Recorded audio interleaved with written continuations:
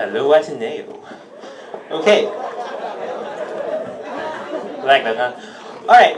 So, first off, my life's a little bit more complicated now. When I was still a lawyer, but I still am. You never stop being a lawyer.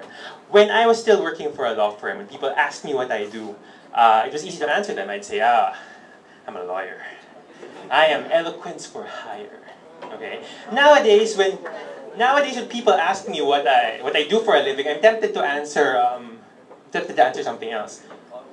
I create worlds, is what I want to say. But every time I do that, either they give me this weird look or there's this awkward silence in the conversation. So I tend not to say that anymore. Um, what do I write? I write speculative fiction. I don't think, right, I write speculative fiction. Speculative fiction is basically an umbrella term you use to include all stories with elements of the fantastic. You have your fantasy, you have your science fiction, you have your horror. Although I'm not really so much of a horror guy, but fantasy and science fiction is what I grew up reading when I was a child. And if you're a writer, it doesn't really make any sense to write something that you don't love. So for me, spec fic is what I love. There's always intensity to the imagination that I find in speculative fiction that I wouldn't find in your normal, everyday, mainstream kind of fiction. There's also a certain amount of joy and a certain amount of playfulness that you find in when you take off all restraints. So if I wanted to write a story, let's say, where a tikbalang and a robot and a Roswell type of alien ride in a jeepney, then I could do that. You don't see it very well. This is the cover of Usok. This is an online magazine that I edit for on my site Rocket Capret, because I'm not just a writer. I'm also an editor of speculative fiction. So this is a piece of art drawn by a very talented artist named Kayla Peña, and this is not what I would have thought I would be doing for myself, even if you asked me as late as 3 years ago. Okay, 3 years ago I was a lawyer. I was a lawyer working for one of the largest law firms in the country. But there came a time when I was thinking about cheerful things like death. And I realized that when I, as we all do, eventually go into the great beyond, and I left behind stacks of pages with words, I wanted most of those words to have adventure or romance or at least explosions, and that wasn't gonna happen for me as a lawyer. So and now my friends and family still ask me, they still find it hard to get their heads around how I made that sort of jump, how I went from being a lawyer to just being a writer. They couldn't really understand how I go from how I give up the money and the power and the prestige of being a lawyer. As far as the money goes, let me just say my wife is still a lawyer and she loves me very much. So we're fine with the money. But as far as the power and the prestige goes, I beg to differ, because you do not give up that level of power and prestige when you become a writer instead. For example, if I put that on paper, okay, that is power. Okay, why is that power? That is power because I have been able to take a picture, an idea that exists only in my head that you would not have otherwise thought of on your own unless you're very, very weird. And I was able to take this idea, and just by putting it on a page and putting it in front of you and letting you read it, I have crossed every boundary between us.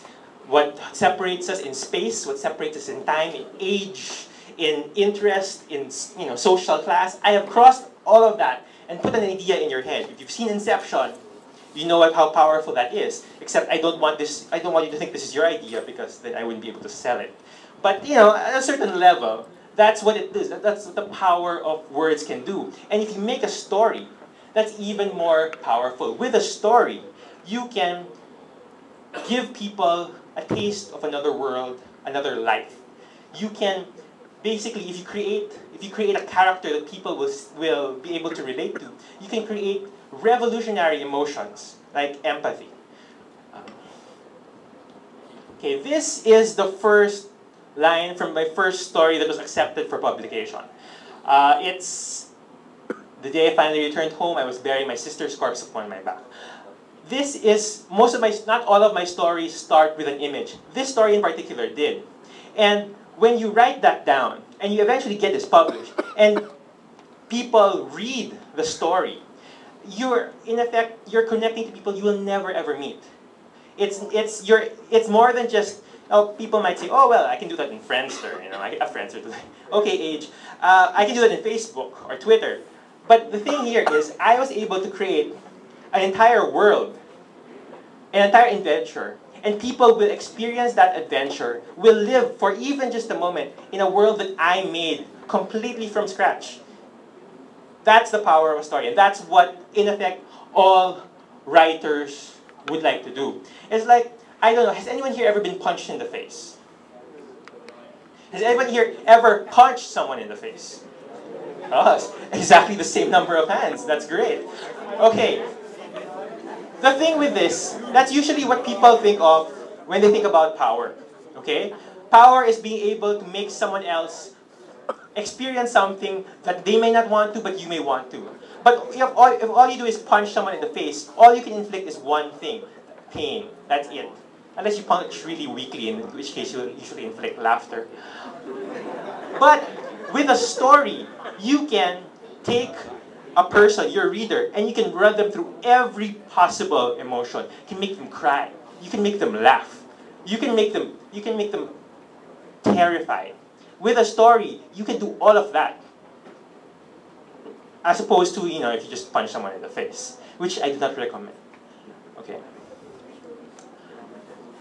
But not all words. You might say, well, there are other words, there are other forms of writing that have more power. I'm familiar with those. Right now, my day job, which all writers I recommend you have, is I'm a legislative assistant to Congresswoman Aglipay of the Diwa party list. I help her make bills that could potentially impact the life of millions of people. In drafting a bill, you can make something. If I wanted to make blue criminal, I probably wouldn't be able to, but I could try. There are different forms of writing with different forms of power. But even while I'm doing good work with her, and she's one of the few people who I even consider dipping my toe into the murky waters of politics for. But no matter how good the work we're doing in her office is, I would always rather be writing a story. Why? When it comes to writing a story, it can do something that a bill or a law isn't able to do. With a law, what you're going to be able to have is you can make something, make people do things or make people not do things. Stories can make you feel. With stories, next slide. Okay. With stories, you're able to say something. That's one of the main reasons I write. I write because I have something to say. What you see there is a cover of Ruin and Resolve. This was a charity anthology that I published. I got people, other writers to contribute stories. This was after Ondoy and Pepeng hit. We wanted to do our we wanted to do our part. So a group of us got together and we put together this anthology because we had something we wanted to say after the storms. And this is where we put it in, and we sold it for charity. That is part of what you can do with a story that you wouldn't have been able to do with any other form of writing. How I began. This will probably reveal my age. I used to write fan fiction. Okay, this is basically how I started writing. Is because I started reading. You can't find a writer who doesn't love reading. I started writing because I had stories that I wanted to read that weren't going to get done. Either these would be sequels or alternative endings that would never be published. And I figured that I would want to, if I wanted to read them, if I wanted to get them out into the world, I would have to do it myself. When I look at the shelves now, when you see all these other, you see those books from the West. You see all the different books, novels, which are basically reinterpreting their mythology in the West or even Eastern mythology, and they're repurposing those myths and making something for themselves. And I wonder, where are those stories for us in the Philippines? Where are our Filipino writers taking that out? And we have a few, but it's not enough, because our mythology is a wonderful thing. What we have here, what I try to do in Rocket Capre is, if you go there, we have a list